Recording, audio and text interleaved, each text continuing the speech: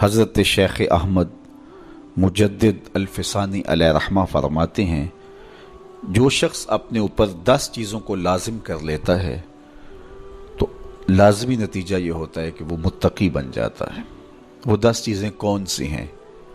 ماہ صیام کے ان حسین لمحوں میں ہمیں وہ 10 اوصاف اپنے اندر پیدا کرنے چاہیے تاکہ ہم متقی بن جائیں، اور متقی اللہ کے محبوب بندے ہیں۔ تقوی اختیار کرنے والے اللہ جل شانہ کی رحمتوں کے خاص مستحق ہیں۔ جنہیں تقوی کا نور نصیب ہوتا ہے وہ اللہ کی رحمتوں کے سائے میں آ جاتے ہیں۔ اگر ان پر مصائب، آلام، مشکلیں آتی ہیں تو ان کے تقوی کی وجہ سے اللہ انہیں راستے عطا کر دیتا ہے۔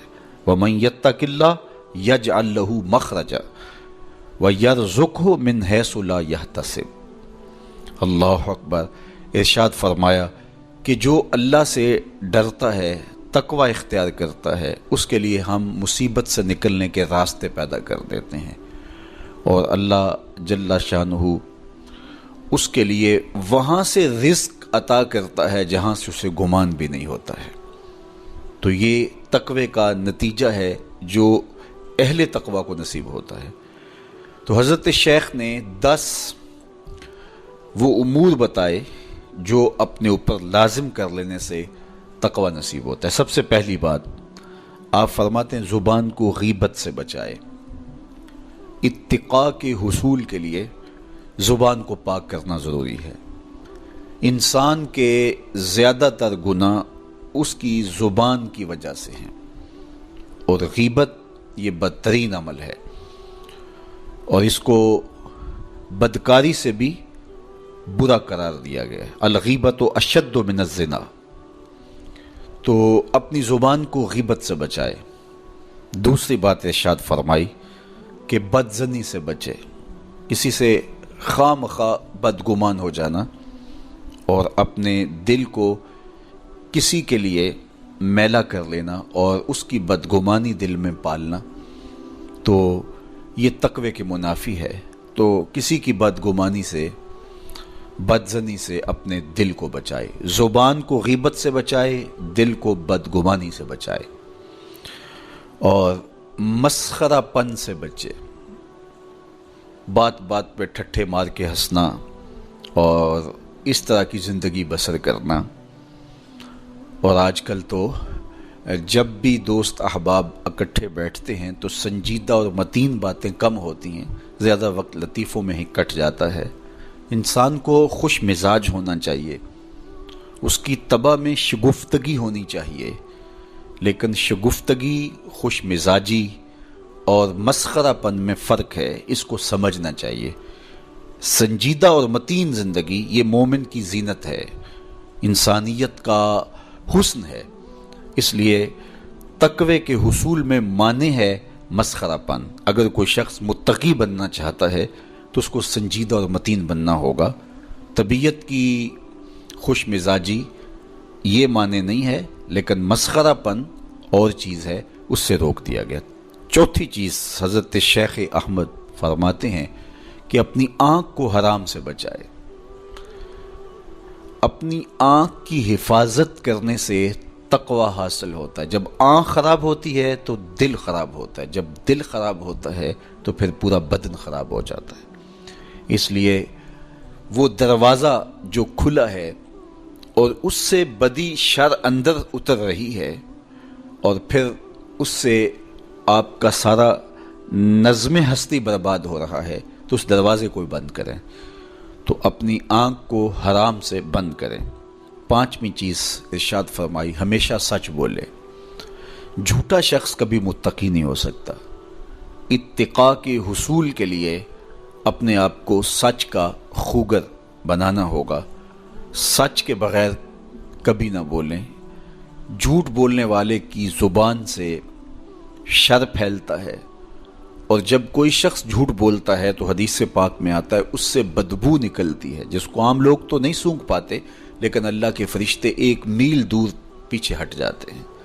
تو مومن سچا ہوتا ہے، مومن جھوٹا نہیں ہوتا، اور تقوی کے حصول کے لیے سچ شرط ہے۔ چھٹی چیز ارشاد فرمائی، ہر حال میں اللہ کا احسان مانے۔ جب کوئی بھی انسان پر بہتری آئے تو اس وقت یہ کہے کہ یہ میرے رب کا احسان ہے کہ مجھے یہ حاصل ہوا ہے۔ بہت سارے لوگ اپنی محنت کا نتیجہ قرار دیتے ہیں کہ یہ میں نے کیا تو اس کے نتیجے میں یہ ملا۔ بسا اوقات آپ کتنا سیدھا کام کر رہے ہوتے ہیں، کتنی محنت کر رہے ہوتے ہیں، لیکن نتیجہ اس کے برعکس آ رہا ہوتا ہے۔ سیدنا علی المرتضیٰ رضی اللہ تعالیٰ عنہ فرماتے ہیں میں نے اللہ کو اپنے ارادوں کی شکست سے پہچانا، تو یہ اس کی کرم نوازی ہے کہ اس نے ایسا کر دیا۔ صحت میرا کمال نہیں، یہ اللہ کی عطا ہے۔ علم میرا کمال نہیں، یہ اللہ کی عطا ہے۔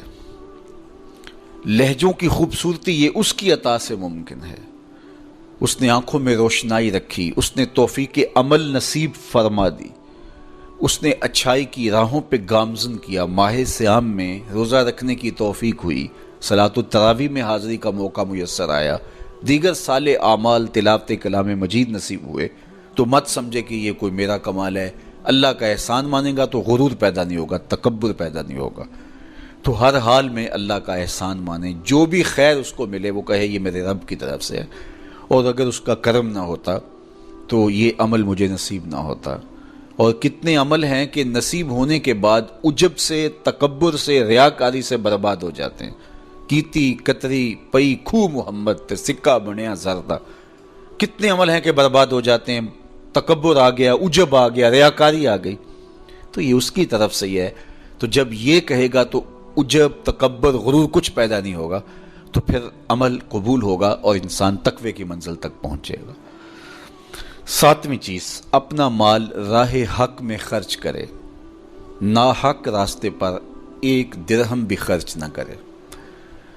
کمایا ہوا مال راہ حق میں خرچ کرنے سے اتقاء کی دولت نصیب ہوتی ہے۔ اللہ قیامت کے دن بندے کے قدم اپنے حضور سے ہٹنے نہیں دے گا جب تک اس سے 3 سوال نہیں کر لے گا۔ ان میں سے ایک سوال یہ ہوگا کہ مال کمایا کہاں سے، مال خرچ کہاں کیا۔ جس طرح مال حلال کمانا ضروری ہے، مال کو جائز جگہوں پہ خرچ کرنا بھی ضروری ہے، حق کے راستے پہ خرچ کرنا بھی ضروری ہے۔ اس لیے یہ اپنی طبع کے اندر لازم کر لے کہ کبھی بھی اس کا مال کسی ناجائز اور فضول کام میں خرچ نہ ہو، راہ حق میں اس کا مال لگے۔ 8ویں چیز، نفس کے لیے کبھی بڑائی بلندی نہ چاہے، اس سے طبیعت میں سرکشی آئے گی اور تقوی کے راستے میں یہ عمل مانے ہے۔ اور نمازوں کی حفاظت کرے۔ نمازوں کی اگر حفاظت نہیں کرتا تو باقی سارے عمل اس کے پاس ہیں، تو وہ متقی کیسے بن سکتا ہے؟ چونکہ یہ تو اسلام کا بنیادی فریضہ ہے جو اہل ایمان پر لازم کیا گیا ہے، جو کسی صورت کے اندر بھی، حتیٰ کہ حالت بیماری کے اندر بھی معافی جس کی نہیں ہے، سفر کے اندر بھی نماز کی معافی نہیں، مختصر کر دی گئی، قصر کر دی گئی، لیکن معافی نہیں دی گئی، حالت جنگ کے اندر بھی اس کی معافی نہیں ہے۔ تو نمازوں کی محافظت کرے۔ اور 10ویں چیز، حضرت شیخ فرماتے ہیں عقیدوں کی صحت کا خیال رکھے، اپنے عقیدے، اپنے نظریات خوبصورت رکھے۔